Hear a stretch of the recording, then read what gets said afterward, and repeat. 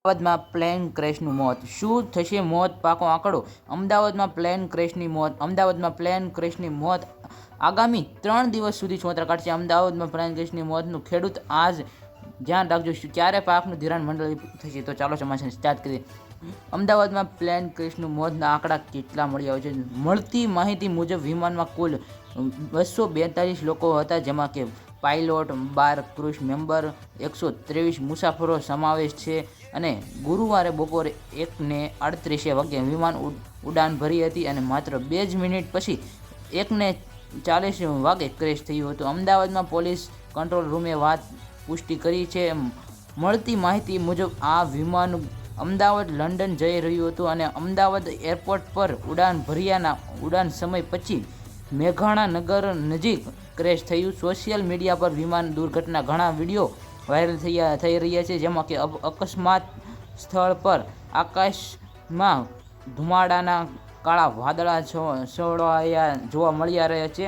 અને હવે બીજા સમાચારની વાત કરીએ તો આપણે છે મોતનો પાકો આંકડો. અમદાવાદમાં થયેલા ગંભીર પ્લેન અકસ્માત 105 મુસાફરોનું મૃત્યુ થયું હોવાના એરપોર્ટ ઇન્ડિયન સત્તાવારોએ જાહેર કરી છે, જેમાં કે 2 પાયલોટ સહિત 25 મુસાફરો મૃતદેહ મળ્યા છે. વડોદરાથી 25 ફાયર ટન અને 200 કર્મચારી અમદાવાદમાં રવાના થયા હતા. અને આવા જ વિડીયો માટે સબસ્ક્રાઈબ કરી દો અને આગળ જોતા રહો.